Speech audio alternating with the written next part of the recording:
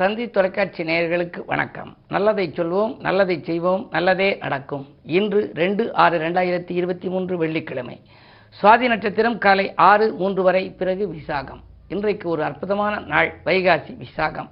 முருகப்பெருமானுக்கு உகந்த நாள். இன்று முருகப்பெருமானை வழிபட்டால் முன்னேற்றம் நமக்கு கிடைக்கும். குமரக்கடவுளை வழிபட்டால் குறைகள் அனைத்தும் விலகி ஓடும்.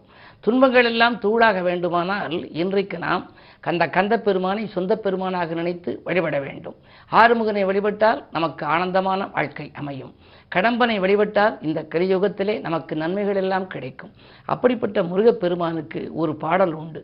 முருகனே செந்தில் முதல்வனே, மாயோன் மருகனே, ஈசன் மகனே, ஒரு கை முகன் தம்பியே, என்னுடைய தண்டைக்கால் எப்பொழுதும் நம்பியே கைதொழுவேன் நான். ஒரு பழைய பாடல். முழுமையான நம்பிக்கை இருக்கணும். இறைவன் நமக்கு கொடுத்திருக்கிறது 2 கை, வலது கை, இடது கை. இதற்கு பின்னாலே வழுக்கை, மசக்கை, பொக்கை, புன்னகை என்ற 4 கைகள் நமக்கு வருகிறது. பிறகு நம்பிக்கை என்ற ஒரு கை சேருமானால் வாழ்க்கை என்ற கை மிக சிறப்பாக இருக்கும். அந்த நம்பிக்கையை இன்று வைகாசி விசாக நாளிலே முருகப்பெருமான் மீது வைக்க வேண்டுமாம். முருகப்பெருமானுக்கு வள்ளல் என்று ஏன் சொல்கிறோம் என்றால், வாரியார் சுவாமிகள் சொல்வார்கள், பொன்னன் மனைவி பொன்னி, அழகன் மனைவி அழகி, வள்ளல் மனைவி வள்ளி அப்படிம்பார். அப்ப வள்ளியினுடைய கணவன் யாரு? வள்ளலாக விளங்குபவன். அவனுக்கு 6 கரங்கள் உண்டு. ஆகையினாலே அள்ளி கொடுப்பதிலே வள்ளலாக விளங்குகிறான். எனவே நீ முருகு முருகு என்று உருகு என்பார் வாரியார். வள்ளியின் கணவன் என்பதனாலே வள்ளல் எனும் பெயர் பெற்றவனாம். அவனை செல்ல பிள்ளையாய் நினையுங்கள், செந்தில் வேலனை போற்றுங்கள். அள்ளி கொடுக்கிற தெய்வங்களில் அதிக கரங்களை பெற்றவனாம். செல்வச் செழிப்பில் மிதப்பதற்கு தேடி வந்து நம்மை காப்பவனாம். வள்ளல் முருகனை கொண்டாடு, உன் வறுமை தீரும் இன்றோடு என்று ஒரு பாடல். வள்ளல் முருகனை கொண்டாடினால் வறுமை தீருமாம் இன்றோடு. துள்ளும் மயிலிலே வந்துடுவான், நம் துணையா என்றும் நின்றிடுவான். வாயில் கதவை திறந்து வைப்போம். இன்றைக்கு நம்ம வாயில் கதவை திறந்து வைப்போம். வடிவேல் முருகனை வரவழைப்போம். கோயில் அவனுக்கு நம் மனமே, அந்த கோமகன் அருள்வான் அனுதினமே. சேவர் குடியோனை சேவிப்போம், நாம் செல்வத்தை நாடும் சேமிப்போம்னு ஒரு பாடல் உண்டு. பொதுவாக இது போன்ற நாட்களிலே நாம் இறைவன் சன்னதிக்கு செல்ல வேண்டும். அருகில் இருக்கும் சிவாலயங்களுக்கு செல்லுங்கள், முருகன் ஆலயங்களுக்கு செல்லுங்கள். முடிந்தவர்கள் 6 படை வீடுகளில் 1 படை வீடு அருகில் இருந்தால் அதற்கும் நீங்கள் செல்லலாம். இன்று முருகப்பெருமான் சன்னதிக்கு சென்று முறையாக நீங்கள் வழிபாடுகளை மேற்கொண்டால் முன்னேற்றத்தின் முதல் படிக்கு செல்லலாம் என்ற நல்ல கருத்தை தெரிவித்து இனி இன்றைய ராசி பலன்களை இப்பொழுது உங்களுக்கு வழங்கப் போகின்றேன். மேசராசி நேயர்களே, உங்களுக்கெல்லாம் இன்று நம்பிக்கைகள் எல்லாம் நடைபெறுகின்ற நாள். இன்று நண்பர்கள் ஒரு நல்ல தகவலை அதிகாலையிலேயே உங்களிடம் கொண்டு வந்து சேர்ப்பார்கள். பணப்புழக்கம் நன்றாக இருக்கிறது.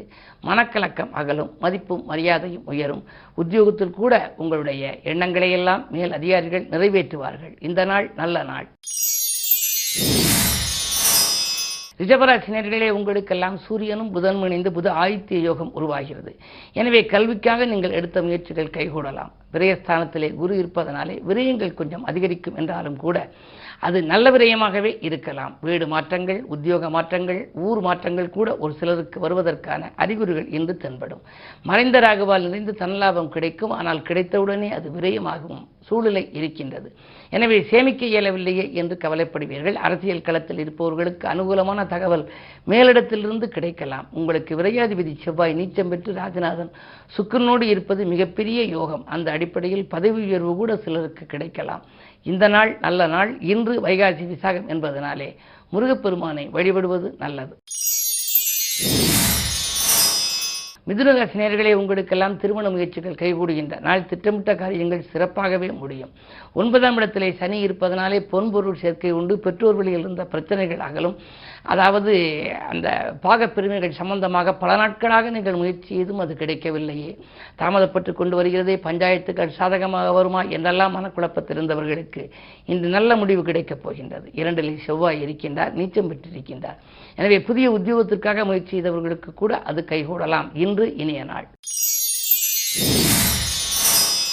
கடகராசி நேயர்களே, உங்களுக்கெல்லாம் யோகம் செய்யும் கிரகம் செவ்வாய் உங்கள் ராசியில் நீச்சம். செவ்வாய்க்குரிய முருகப்பெருமானை இன்று நீங்கள் அதிகாலையிலேயே வழிபட வேண்டும். ஜோடி தீபமேற்றி வழிபடுங்கள். கோடி கோடியாய் உங்களுக்கு நன்மைகள் கிடைக்கும். கொடுக்கல் வாங்கல்கள் எல்லாம் ஒழுங்காகும். அதே நேரம் படிப்படியான முன்னேற்றத்தை வந்த நீங்கள் இன்று மிகச்சிறந்த முன்னேற்றம் காணப்போகின்றீர்கள்.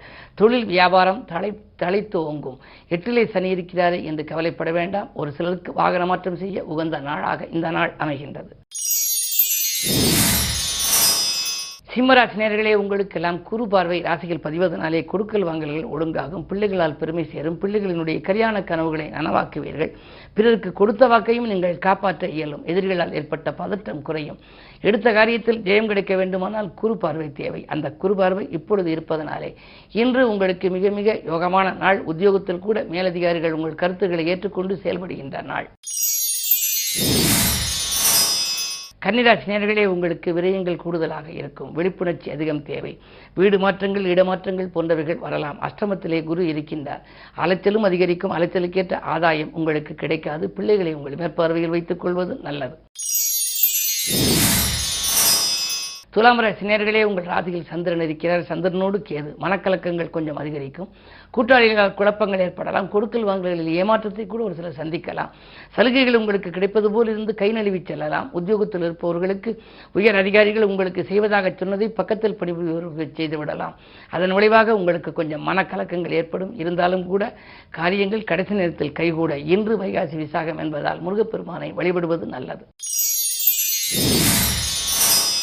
விருச்சிக ராசினியர்களே, உங்களுக்கெல்லாம் ராசிநாதன் செவ்வாய்க்குரிய தெய்வமாக விளங்கும் முருகப்பெருமானுக்கு இன்று உகந்த உன்னதமான நாள் வைகாசி விசாகம். எனவே இன்று நீங்கள் கந்த பெருமானை சொந்த பெருமானாய் நினைத்து வழிபட்டால் கவலைகள் தீரும். காரியங்களில் வெற்றி கிடைக்கும்.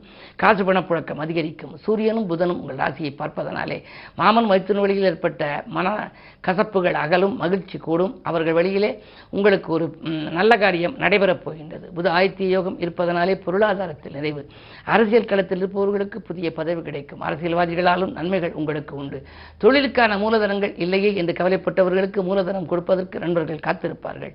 இந்த நாள் உங்களுக்கு மிக மிக யோகமான நாள்.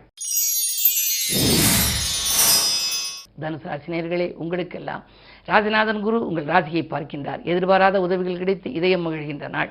என்றைக்கும் நீங்கள் கொடுத்த தொகை இன்று உங்கள் கரங்களிலே புரளப் போகின்றது. இதுவரைக்கும் உங்களுக்கு உத்தியோகத்தில் கூட சில சலுகைகள் கேட்டும் கிடைக்காமல் இருக்கலாம். அந்த சலுகைகள் இன்று கிடைக்கும். பணிமாற்றம் பற்றிய கவலைகள் உங்களுக்கு அகலும். 3லே சனி இருப்பதனாலே முன்னேற்ற பாதையில் அடி எடுத்து வைக்கும். இந்த நாள் யோகமான நாள். மகர ராசினியர்களே, உங்களுக்கு 7ரை சனி நடைபெறுகிறது. 7ரை சனியிலே ஜென்மச்சனி விலகி குடும்பச்சனி நடைபெறுகிறது. குடும்பச்சனி என்றால் குடும்பத்திலே நல்ல காரியம் நடைபெற வேண்டும்.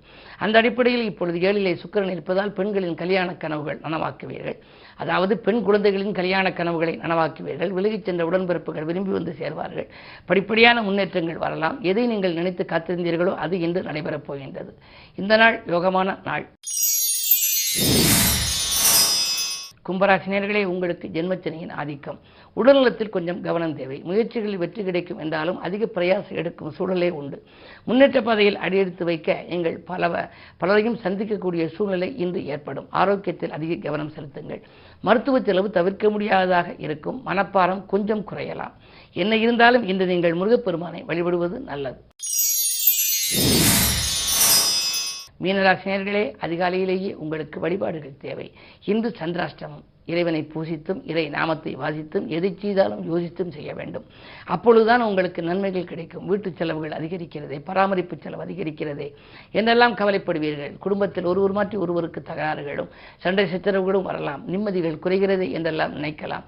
இன்று அமைதியும் நிதானமும் உங்களுக்கு தேவை. அருகில் இருக்கும் ஆலயத்துக்கு செல்லுங்கள். முருகப்பெருமானை வழிபடுங்கள். உங்கள் எண்ணங்களெல்லாம் ஈடேறும். மேலும் விவரங்கள் அறிய தினத்தந்தி படியுங்கள்.